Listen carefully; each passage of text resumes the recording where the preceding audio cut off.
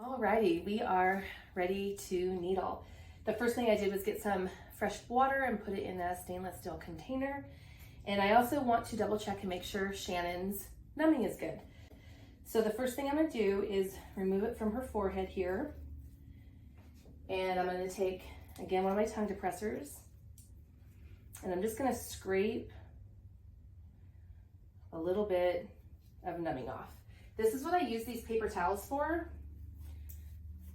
I don't remove all the saran and then cleanse because that eats up way too much numbing time. She's gonna be nice and numb for like a good solid 20 minutes. But even though she still has numbing on, the body is still metabolizing and burning through that numbing. So I do want to try to get this treatment done as quickly as possible. Should be able to complete it within 20 to 25 minutes max with the neck. So I'm just removing a little bit right here because I'm going to actually turn the pin on and test this area because everyone's metabolism is different and people do numb at different levels. So I just want to double check before we really go for it.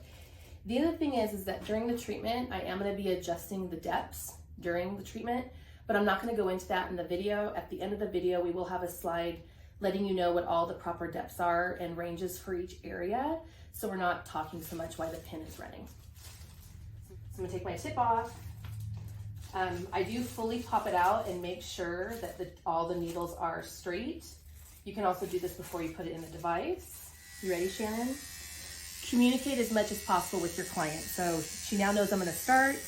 I'm gonna go into this area. So you notice I'm just tapping. How does that feel, Shannon? I can't feel it. Okay. See, she's already getting a beautiful blood response.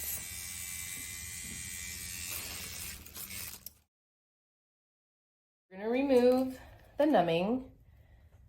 I'm just gonna move the temple ones kind of out of the way. Fold them in half. So I'm just gonna focus on the forehead right now. This I'm gonna do at like 0.5 to start out, 0.6, and then these I'll go up to like 1.2 hopefully. So that's why I do them in separate, because I will, when I go to switch my gears is when I will remove the numbing. So I'm gonna take one of my little paper towels and I'm just gonna scrape this off. As you know, with people who have worked with this before, the numbings that cure, they roll, they pill, they're really hard to get off. And then as soon as you introduce water, it makes it kind of slimy basically, and then you have to use cleanser. And then there's the other kinds that are more petroleum based, and the thing that's a bummer with those is as the body warms up the numbing, it starts to move, and those ones are the ones that tend to get into the eyes. This particular one with Numb Master, it's one of the reasons I love it, is because it doesn't really move, and then you just prevent it from curing with the plastic barrier. So I'm gonna remove off what I can. I'm gonna toss those out of the way. I'm gonna take another paper towel because this has got some nice grip to it, whereas the 4x4 aesthetic wipe is more slippery. And same thing like when I was doing the cleansing. You can be firm if you go slow. So I want you to be firm when you remove the numbing because that's what's gonna wipe off most of it. I don't actually wanna cleanse this off because we just don't have time. And I wanna do this in sections so he stays as numb as possible. And so this is the way that I have found they stay the numbest, the longest, and you get the treatment done. You should be in and out in like 20, 25 minutes max. I tell my clients no talking. I'm just gonna focus and do my work. You can also at this point either use isopropyl alcohol or some water and then clean this up some more, clean here in his eyebrows.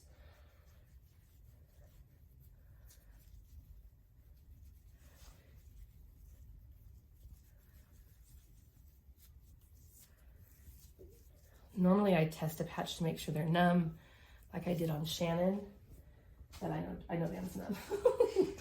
But normally I would check that before I just went gung-ho. So I just take my glide, I set it on the side of me, I place it down on the tissues. I already have this set at 0.5, so I'm just gonna turn my device on. No, I'm not. I need to take my little tip off. Then I can turn it on. As soon as I touch the flesh, I'm gonna check in with Van. How does that feel, Van? I don't feel it at all. You don't feel it? Mm-mm. Okay, fantastic. So when you have the darker Fitzpatricks, it's going to take a little bit longer to notice the response. But you can see in here right away, he's getting some blood here, some pinpoint bleeding. And you can see a tiny bit of erythema in here. So just give it a little bit of time. And then you're like, yep, he's responding well. This is a great depth. We're going to leave it here. If he wasn't responding after about 30, 45 seconds, I would then turn the pin up a little bit more. But we're getting a good response, so we're just going to leave it. I'm doing like a 50% overlap. It's not a laser or heating device, so it's okay to do a zigzag pattern. And notice the nice response she's already getting.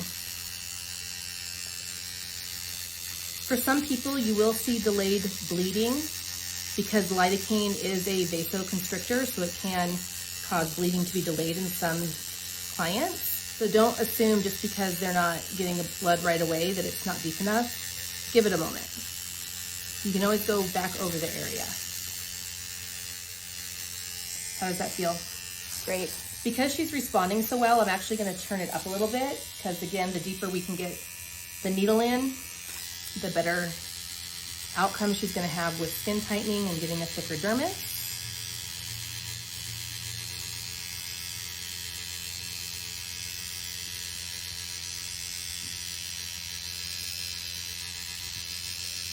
It doesn't matter if you go up and down, back and forth, but you don't have to go over the areas usually more than once because you're getting such a tight, if you're tapping way farther apart, yes, but because we're keeping it so tight,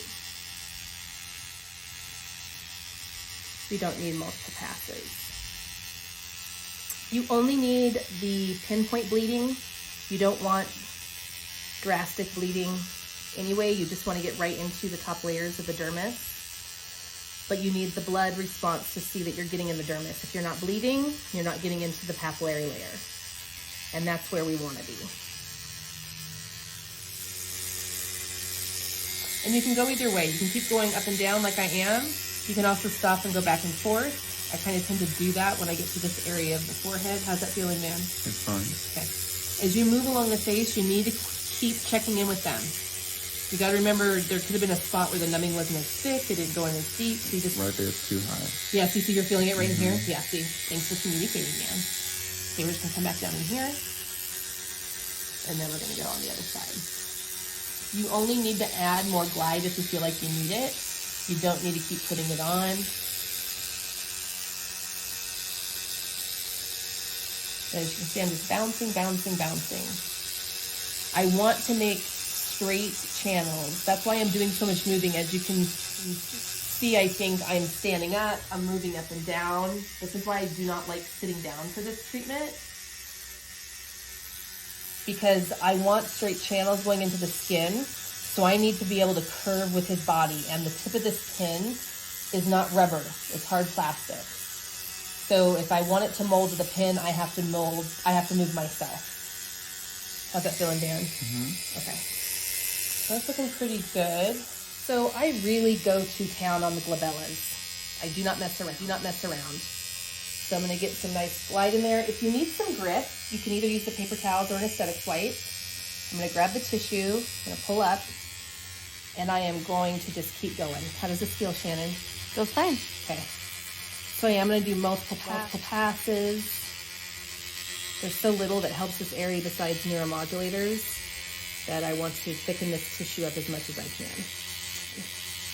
I do usually make this area pretty bloody. And I do it at the exact same depth as her forehead. Like right now I'm a 0.6. Most people I usually just do a 0.5.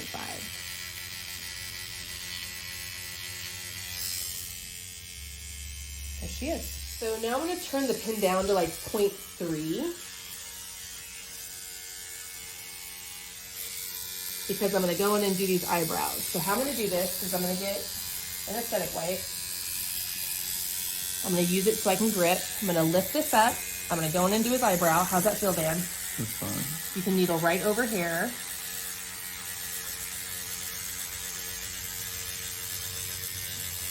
And now I'm going to lift up a little bit harder because I'm going to slow way down, and I'm going to bounce off that orbital bone and get as much of this eyelid tissue as I can. How you doing, Van? Good. Okay. You're not feeling that? It's okay? Mm-mm. Okay. You can also get down here on the bunny lines a little bit if there's not numbing there. And then release slowly to the other side. I'm gonna take it, we're gonna lift up. We're gonna go right into the eyebrow.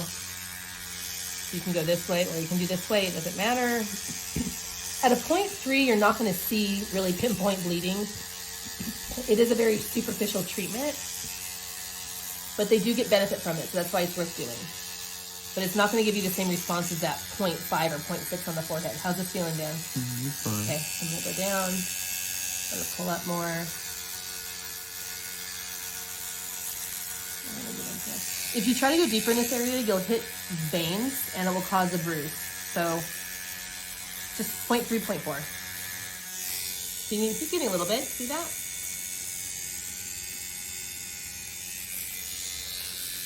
All right, so now I'm gonna dip into my clean, fresh water that I got. And I'm gonna go ahead and wipe the blood off. The reason why I'm doing it now is because, again, if the blood hardens, when I go to remove it, I'm gonna have to do more of this. And I don't wanna, you know, irritate the tissues any more than they already are. So I'm gonna wipe this off. I'm gonna toss this. I'm gonna grab a little bit more of the Glide because he's still got an open wound. He still gets benefit from this. I'm gonna massage it in and then we'll move on to the temples. How you doing so far, Van? Great. Fantastic. Okay, I'm gonna remove it from this one first, but I'll treat that one. So again, the same whole shebang, we're gonna scrape.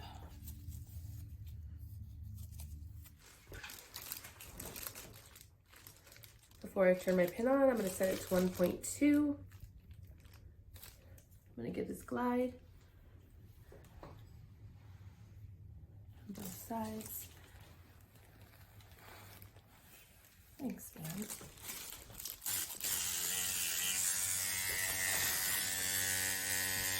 How does that feel? Fine. Okay. Still doing okay? Mm-hmm. Okay.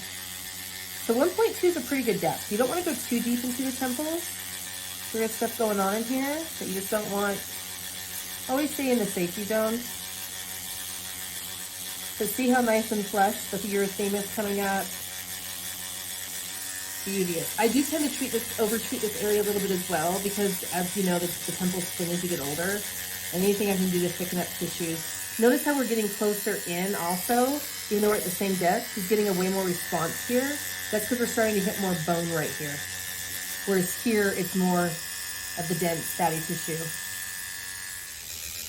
See, I'm going right up to the hairline. Notice again, tiny little blood vessel that was hit. That is okay.